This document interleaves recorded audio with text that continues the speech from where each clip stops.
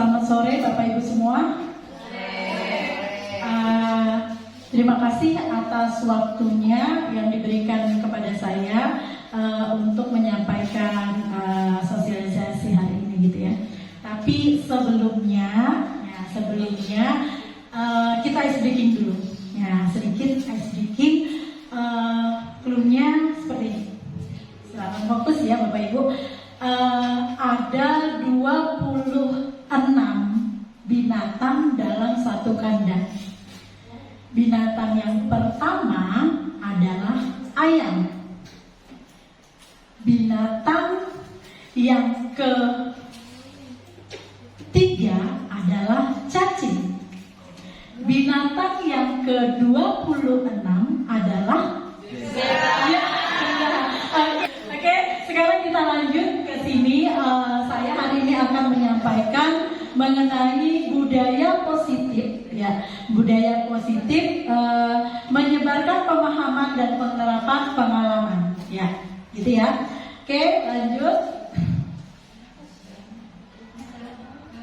Oke, konsep inti pada pembahasan hari ini yaitu mengenai budaya positif, gitu ya.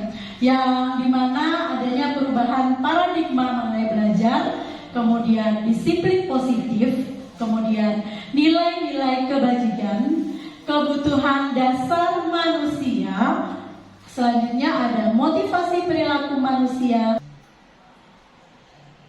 Oke, selanjutnya pembelajaran dengan paradigma baru, ya. Di sini dimana pembelajaran dengan paradigma baru merupakan pembelajaran yang dirancang berdasarkan prinsip pembelajaran berdiferensiasi, sehingga para peserta didik belajar sesuai dengan kebutuhannya, sesuai dengan teori psikologi modern untuk mewujudkan suatu profil pelajar Pancasila.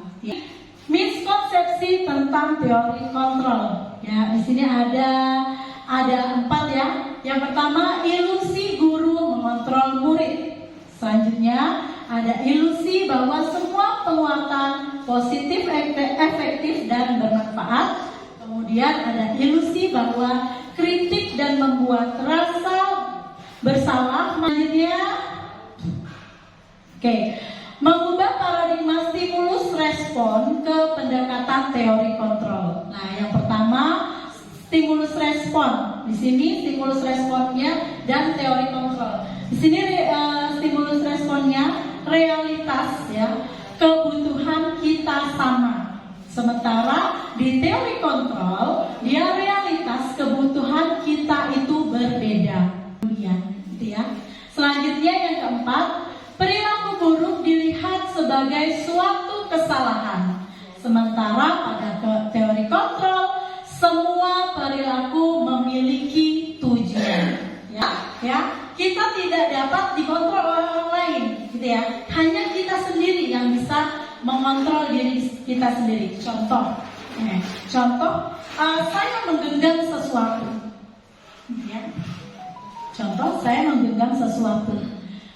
Ibu Ike mau pinjam apa yang saya pegang. Saya tidak mau. Nah, saya genggam kuat-kuat. Biar Ibu Ike memaksa saya tidak akan membuka. Ya kan? Bagaimana bisa genggaman saya ini terbuka? Itu dari dalam diri saya sendiri. Seperti itu. Itu ya Bapak Ibu? Ya. Disiplin positif. Selanjutnya ya, disiplin positif. Dan di sini ada beberapa. Disiplin berasal dari kata disiplina, ya, artinya belajar. Ya. Disiplin mengacu pada disiplin diri yang memiliki tanggung jawab terhadap apa yang dilakukannya berdasarkan nilai-nilai yang diyakini. Disiplin positif merupakan salah satu cara menerapkan disiplin yang bertujuan untuk menumbuhkan kesadaran serta memberdayakan peserta didik tanpa imbalan, penghargaan atau reward, ancaman atau hukuman. Seperti itu. Kebajikan. Sini ada beberapa nilai-nilai kebajikan. Ya. Nilai yang disepakati bersama itu ya, nilai kebajikan itu adalah nilai yang disepakati bersama lepas dari suku, bangsa, agama, bahasa maupun latar belakangnya. Oke, selanjutnya, lanjut kita membahas mengenai kebutuhan dasar manusia. Nah, kebutuhan dasar manusia itu adalah segala sesuatu yang kita lakukan untuk mendapatkan apa yang kita inginkan. Seluruh tindakan yang kita lakukan memiliki tujuan tentunya, dan semua usaha terbaik yang kita lakukan adalah dalam rangka kebutuhan dasar kita terhadap diri dengan baik, gitu ya. Oke. Selanjutnya ada 5 kebutuhan dasar manusia. Yang pertama yaitu bertahan hidup, ya, seperti adanya makanan, pakaian, tempat tinggal, keamanan, dan kesehatan. Selanjutnya yang kedua, rasa kasih sayang dan diterima, gitu ya. Ini contohnya seperti rasa diterima, seperti kemudian dipedulikan, kemudian berbagi kerjasama. Oke, selanjutnya yaitu membahas mengenai motivasi perilaku manusia. Oke, di sini motivasi perilaku manusia itu ada 2 ya Bapak Ibu. Yang pertama ekstrinsik dan yang kedua adalah motivasi intrinsik. Di sininya nih anak-anak yang dapat 100 nanti akan Ibu beri coklat. Nah, seperti itu rupanya tidak baik untuk karakter siswa, gitu ya. Karena siswa tersebut hanya termotivasi ketika kita memberikan imbalan, gitu ya. Ini kalau dari dalam diri sendiri ya Bapak Ibu. Jadi kita harus menumbuhkan kesadaran dari dalam diri siswa tadi, ya. Seperti contoh kalau kita misalnya mereka sudah kita tumbuhkan, oh kalau sampah ada sampah kotoran itu harus dibuang, harus kita ambil. Ini dari kesadaran diri sendiri, gitu ya. Jadi dia akan melakukan meskipun tidak ada imbalan, dia tetap akan melakukan. Seperti itu ya Bapak Ibu. Oke, kita lanjutkan di sini yaitu 5 posisi kontrol guru. Di sini ada yang penghukum, kemudian pemantau, pembuat rasa bersalah, teman, dan manajer. Menurut Bapak Ibu, ya menurut Bapak Ibu, yang mana yang paling sering Bapak Ibu lakukan? Bertindak sebagai posisi kontrol, sebagai manajer, sebagai teman, dan pemantau usaha. Oke. Selanjutnya posisi kontrol guru yang berikutnya yaitu contoh penerapannya. Nah, ini kasusnya siswa tidak memakai atribut lengkap saat upacara. Nah, penghukum dia memberi hormat pada bendera selama 1 jam. Ini contoh guru ya, sebagai penghukum dia meminta siswanya untuk hormat bendera 1 jam, gitu ya. Selanjutnya pembuat rasa bersalah. Nah, sebagai guru yang posisi kontrol pembuat rasa bersalah, dia akan mengucapkan seperti ini. Berapa kali ibu atau bapak harus memberitahu kamu? Kamu selalu saja mengecewakan ibu atau bapak. Seperti itu ya. Selanjutnya posisi kontrol sebagai teman. Ayo dong ikuti aturan sekolah. Kalau bantu ibu atau bapak ya sekali ini. Ya sudah, tidak apa-apa. Lain kali jangan berbuat seperti ini lagi ya. Dia kalau sebagai teman ini bisa lebih lembut ya. Dan siswa itu bisa lebih menerima. Ketika siswa itu biasanya dia merasa oh ini seperti akrab bapak ibu gurunya gitu ya. Biasanya itu siswa lebih menerima. Selanjutnya sebagai pemantau. Nah, kamu sudah melanggar peraturan sekolah. Kamu tahu konsekuensinya? Setelah upacara, kamu beli atribut ya di koperasi dan jangan ulangi lagi. Yang seperti itu ya, dia mengingatkan siswanya, gitu ya. Dia taat pada atas peraturan-peraturan yang ada di sekolah. Selanjutnya, sebagai manajer, apakah kamu tahu kesalahanmu? Kira-kira bagaimana kamu memperbaiki kesalahanmu? Ya seperti itu. Oke, kita lanjut Bapak Ibu. Oke, selanjutnya yaitu posisi kontrol apakah aku. Nah, kita lihat dulu ya. Di sini ada beberapa pertanyaan, kita refleksi dulu dari apa yang saya sampaikan tadi Bapak Ibu. Kita lihat di sini. Kita teman, bocor. Oke, sebagai teman gitu ya. Bapak Ibu? Oke, jadi tentukan keyakinan kelas. Di sini satu, bersifat abstrak. Yang kedua, berupa pernyataan yang universal. Dan yang ketiga, dibuat dalam pernyataan positif. Keempat, sedikit saja agar mudah diingat dan sesuai dengan kondisi kelas dan sekolah sehingga mudah diterapkan. Dan yang terakhir, semua warga sekolah atau warga kelas dilibatkan dalam membuat keyakinan kelas, gitu ya. Jadi kita semua itu bisa terlibat dalam membuat keyakinan. Kita lanjutkan. Ya. Kita lanjutkan ke segitiga restitusi. Nah, gini Bapak Ibu, dalam kita mengajar pasti ada beberapa siswa kita yang bermasalah, gitu ya. Untuk menangani siswa kita yang bermasalah, kita bisa menggunakan segitiga restitusi ini. Ya, caranya seperti ini, yaitu segitiga restitusi ini adalah suatu proses dialog yang dilakukan oleh guru agar dapat menghasilkan murid yang mandiri dan bertanggung jawab. Di sini ada 3 tahapan dalam penggunaan segitiga restitusi ini. Yang pertama, menstabilkan identitas. Yang kedua, validasi tindakan yang salah. Dan yang ketiga, menanyakan keyakinan. Kita kan ada murid kita yang kemarin melakukan tanda kutip yang kemarin itu cara kita kemarin salah atau benar menurut ibu guru benar? Yang mana kan? Oh ya. Yang melakukan itu. Ya. Kemarin melakukan seperti itu ya Bu. Kita menurut orang tuanya, ya dan ini dan itu menurut dari pendapat CGP itu tindakan kita kemarin itu salah atau benar? Kalau menurut saya kemarin sudah benar ya Bun, karena kita kan tidak menyelesaikan di depan umum, gitu ya. Kita panggil orang tuanya, kemudian kita kan juga tanyain apa sih sebabnya si anak ini tadi, gitu kan. Kita mencari tahu, ya, mencari tahu. Cuma hanya saja kurang mungkin ada yang perlu ditambahkan, gitu ya Bunda. Kalau di sini kita lihat kan ada, pertama kita bahas ini dulu, saya inikan dulu. Yang pertama kan menstabilkan identitas. Nah, berdasarkan prinsip pembuat kesalahan adalah bagian dari proses pembelajarannya. Yang pertama, ini beberapa kata-kata yang bisa kita gunakan dalam menstabilkan identitas, ya. Berbuat salah itu wajar, ya. Berbuat salah itu wajar. Selanjutnya, tidak ada manusia yang sempurna.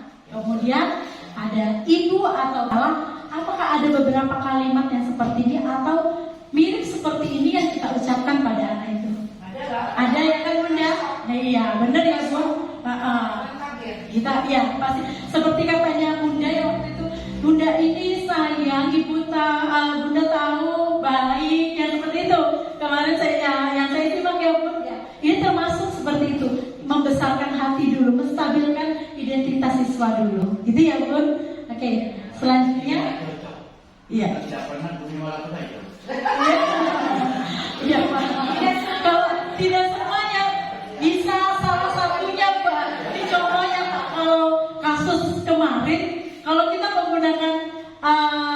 menggunakan sini, Bapak Ibu pernah melakukan hal yang sama, itu tidak mungkin kan? Tidak, kita tidak pernah melakukan seperti itu, gitu Bapak. Oke, kita lanjutkan. Buruk dari ini ya. Kamu patut bangga karena telah melindungi sesuatu yang penting buat kamu. Dan yang terakhir, kamu melakukannya karena mempertahankan sesuatu yang penting bagi kamu. Oke, seperti kalau kita akan angkat kasus kita kemarin ya Bapak Ibu, kita juga melakukan ya yang ini. Karena kita ada menanyakan, kamu pasti punya alasan mengapa melakukan ini. Iya nggak Bapak Ibu? Kita kemarin menanyakan hal seperti itu juga kan? Berarti kita sudah sesuai ya. Oke, lanjut. Kita lanjut. Oke. Selanjutnya yang ketiga yaitu menanyakan keyakinan. Nah, di sini ada beberapa pertanyaannya. Apa keyakinan kelas kita? Oke. Selanjutnya, nilai-nilai apa yang telah disepakati bersama? Selanjutnya, seperti apa gambaran sebuah kelas yang ideal menurut kamu? Dan kamu ingin menjadi orang seperti apa? kira-kira ada tidak seperti ini? Ada tidak? Kayaknya ada, cuma belum ini ya. Kita tidak mencari solusi dari si anak tadi, iya kan? Yang tahap ketiga ini kayaknya perlu kita tambahkan, ya. Mungkin kita sudah menerapkan di dua yang tadi, ya.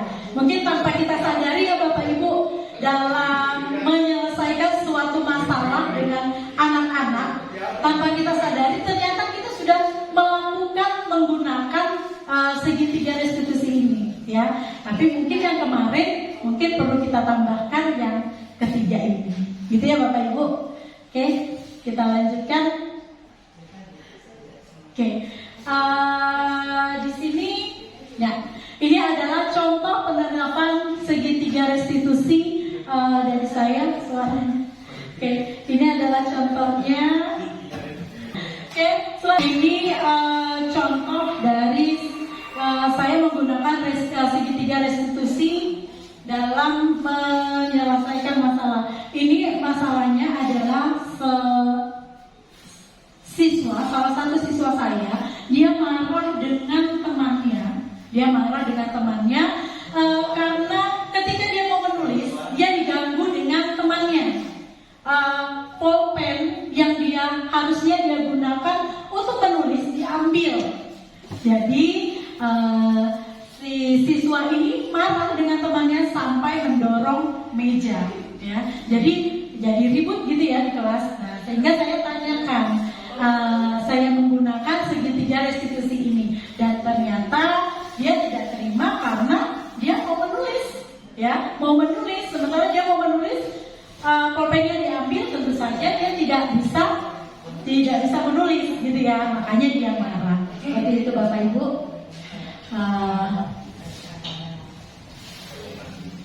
Selanjutnya penutup yang terakhir ya.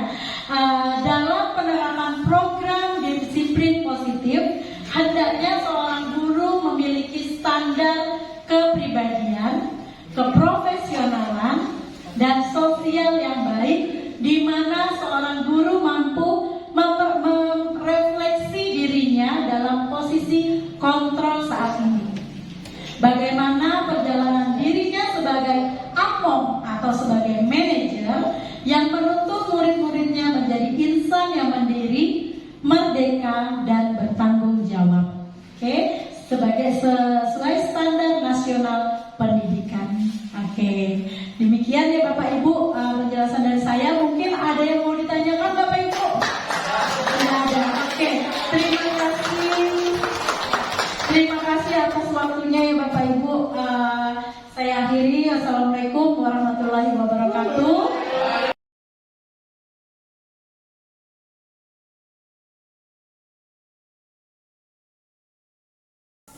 Oke anak-anak, hari ini kita akan membuat keyakinan kelas. Ada yang tahu apa itu keyakinan kelas? Kesepakatan kelas. Kesepakatan kelas. Ya, ada lagi. Apa? Peraturan kelas. Peraturan